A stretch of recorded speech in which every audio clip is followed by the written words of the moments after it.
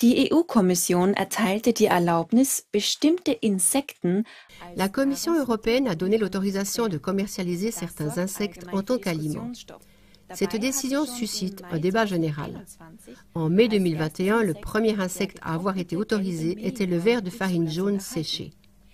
Plus récemment, en janvier 2023, le règlement d'application de mai 2023 a autorisé la mise sur le marché européen de la poudre partiellement dégraissée de Hacheta domesticus, grillon domestique. L'excitation est grande, mais ne touche pas le problème de fond. Le problème réside dans le fait qu'il n'existe aucune prescription en matière d'hygiène, ni pour l'élevage des insectes, ni pour l'utilisation de désinfectants, d'antibiotiques et de fongicides, substances actives qui tuent les champignons. Des règles concernant le respect des contaminants bactériens, les impuretés, manquent également. La grande question est ce qui se trouve au final dans notre assiette avec les insectes. De plus, il n'existe aucun moyen de contrôle pour les autorités afin de savoir si les insectes sont réellement consommables selon les règles d'hygiène qui s'appliquent à nos aliments traditionnels. Dans la vidéo suivante d'environ 5 minutes, la députée européenne et politicienne du parti de l'AfD, le Dr Sylvia Limer, ne se contente pas d'aborder les difficultés mentionnées. Elle explique également les raisons pour lesquelles nous devrions à l'avenir consommer des insectes.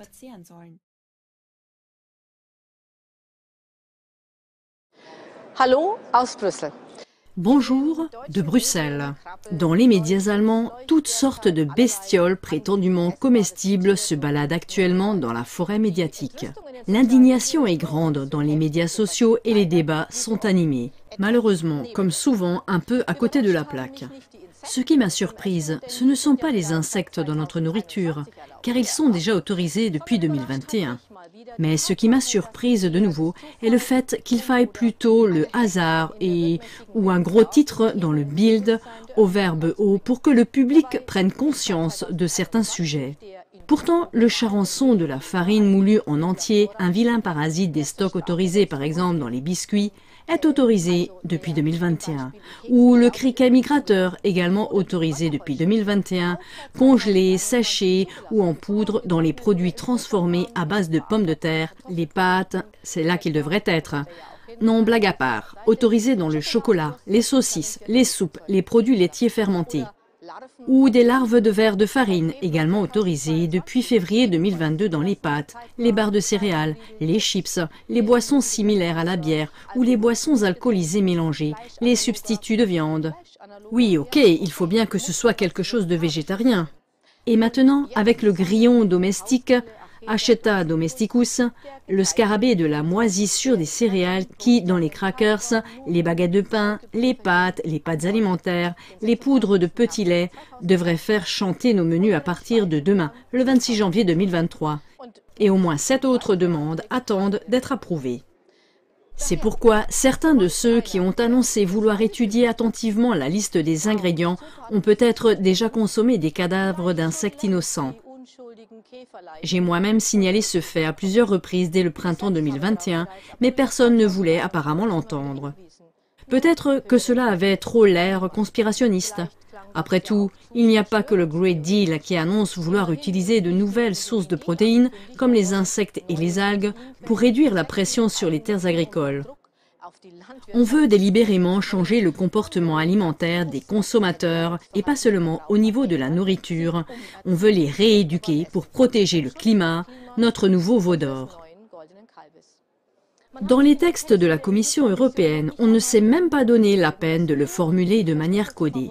De toute façon, personne ne lit. Et le compte est bon, ou presque, mais l'indignation arrive 2 ans trop tard et passe à côté du problème.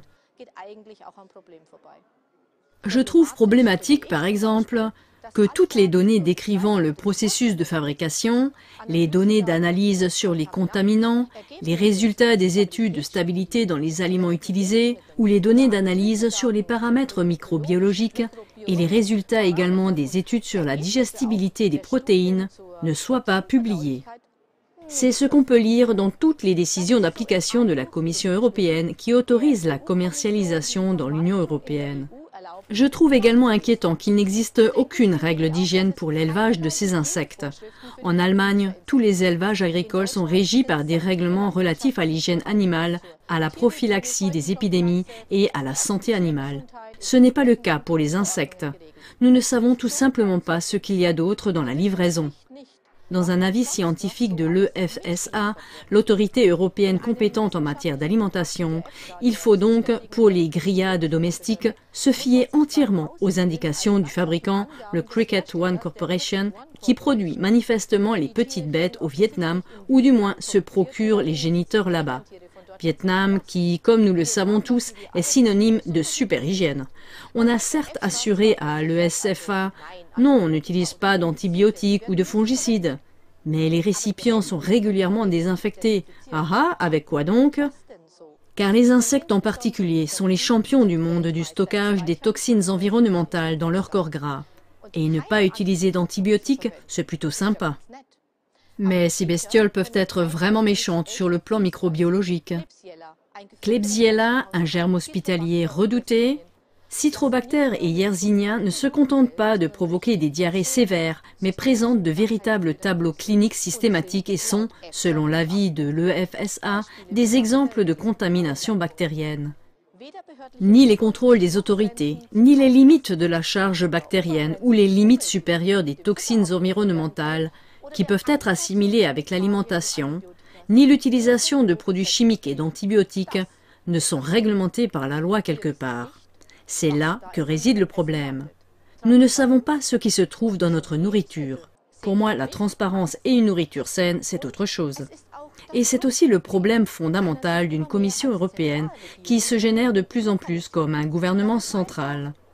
On décide simplement par décret de n'importe quoi, comme leurs insectes superprotéinés, parce qu'on aimerait bien rééduquer le corps du peuple, peut-on encore le dire ainsi?